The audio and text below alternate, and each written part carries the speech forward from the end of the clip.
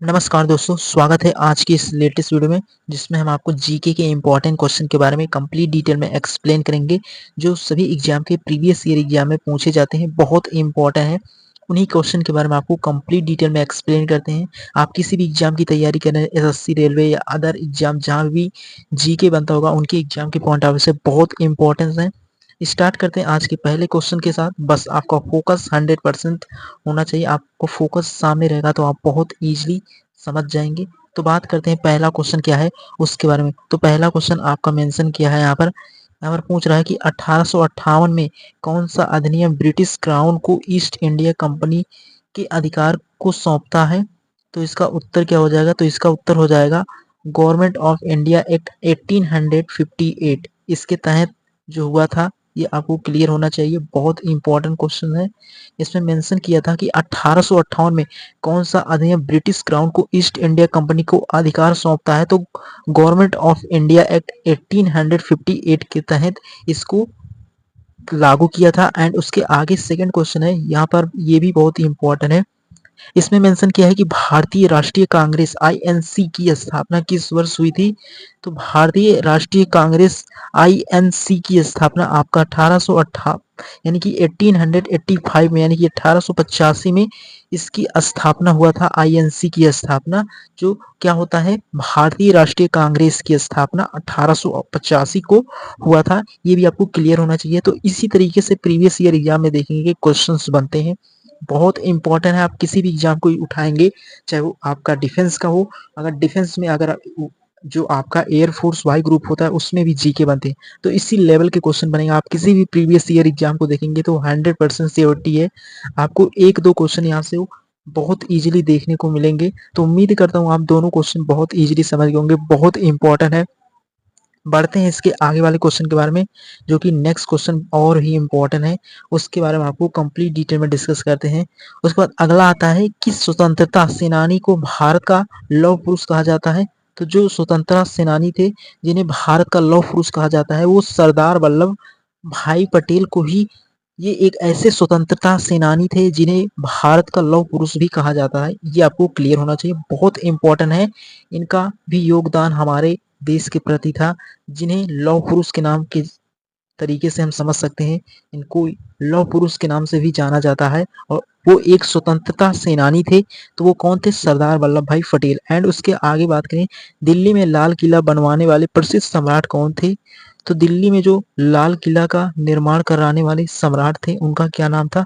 तो उनका नाम था शाहजहां। क्योंकि शाहजहां ने ही दिल्ली में क्या किया था, लाल किला का क्या किया था, जो बनवाने में, यानी कि जो दिल्ली में लाल किला बनवाने में प्रसिद्ध सम्राट थे वो शाहजहां थे। अगर पूछ लेगा स्वतंत्रता सेनानी जो लौह पुरुष के नाम से भी जाने जाते हैं, सरदार वल्लभ भाई पटेल।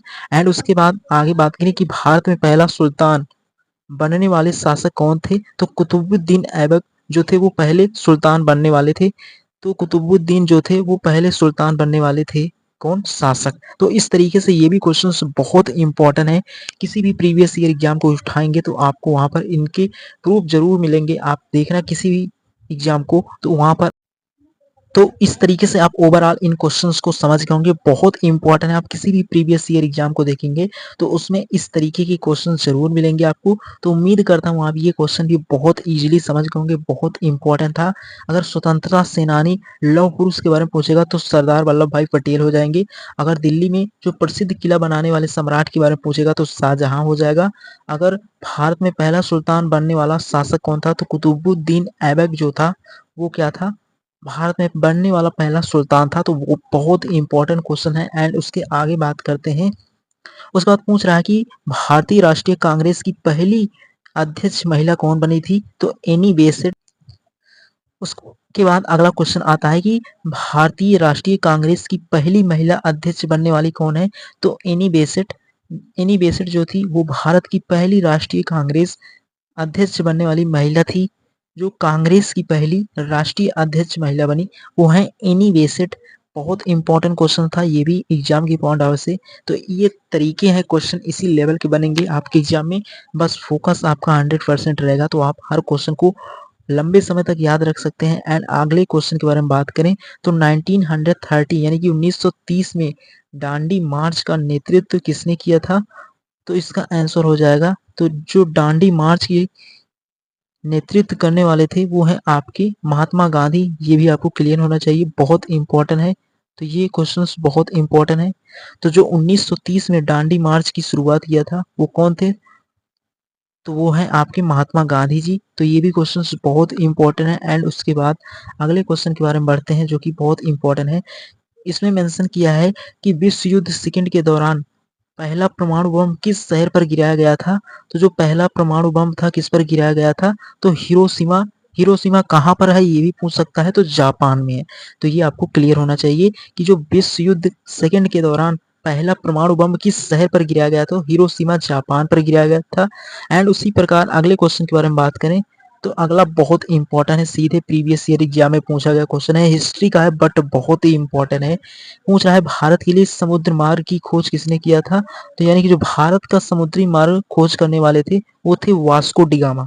तो यानी कि वास्को डिगामा जो था, यानी कि जो वास्को डिगामा था उसने ही भारत के समुद्री मार्ग को 1498 में खोजा था।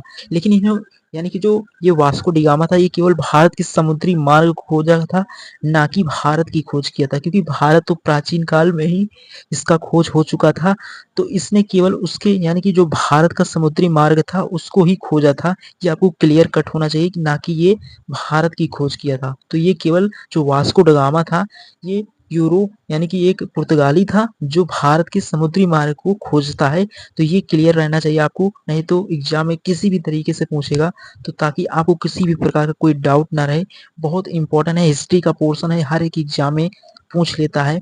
और ये भी पूछ सकता है कि पुर्तगालियों की जो पहली फैक्ट्री है वो कहाँ पर स्थापित हुआ था। ये सभी एग्जाम के पॉइंट ऑफ से बहुत इंपॉर्टेंट है। तो उन्हीं हिस्ट्री के पोर्शन में आपको कंप्लीट डिटेल में एक्सप्लेन करेंगे, बट ये क्वेश्चंस आप बहुत इजीली समझ गए होंगे, बहुत इंपॉर्टेंट है। एंड उसके आगे बात करें तो अगला पूछ रहा है प्रथम विश्व युद्ध की शुरुआत किस वर्ष हुई थी? तो यानी कि जो प्रथम विश्व युद्ध हुआ था आपका शुरू, वो 1914 में शुरू हुआ था, बहुत इंपॉर्टेंट है। प्रथम विश्व युद्ध की शुरुआत 1914 में हुआ था। एंड लास्ट क्वेश्चन के बारे में बात करें तो भारतीय राष्ट्रीय कांग्रेस की पहली महिला अध्यक्ष बनने वाली कौन थी? तो पहली महिला अध्यक्ष बनने वाली थी आपका एनी बेसेंट जो थी वो भारत यानी कि जो राष्ट्रीय कांग्रेस की पहली अध्यक्ष बनने वाली महिला। तो उम्मीद करता हूँ आप प्रॉपर सभी क्वेश्चन को बहुत इजीली समझ गए होंगे, बहुत इंपॉर्टेंट है। इसी तरीके से आपके एग्जाम में क्वेश्चंस बनते हैं जो बहुत ही इंपॉर्टेंट क्वेश्चंस हैं। तो उम्मीद करता हूँ आप सभी क्वेश्चन को बहुत इजीली समझ गए होंगे। मिलेंगे नेक्स्ट लेक्चर में जहाँ पर इसके आगे एक नए टॉपिक के बारे में आपको कंप्लीट डिटेल में एक्सप्लेन करेंगे। अगर आपको पूरा फोकस सामने रहा होगा तो आप बहुत इजीली समझ गए होंगे, बहुत ही इंपॉर्टेंट है। तो उम्मीद करता हूँ आज के सभी क्वेश्चन को आप बहुत इजीली समझ गए होंगे। अगर आपके एग्जाम में यहाँ से एक भी क्वेश्चन बनता है तो आपके लिए बहुत ही हेल्पफुल रहेगा ये वीडियो। तो मिलेंगे नेक्स्ट लेक्चर में जहाँ पर इसके आगे एक नए टॉपिक के बारे में आपको कंप्लीट डिटेल में एक्सप्लेन करेंगे। आपको कोई भी डाउट हो तो कमेंट बॉक्स में पूछ सकते हैं। और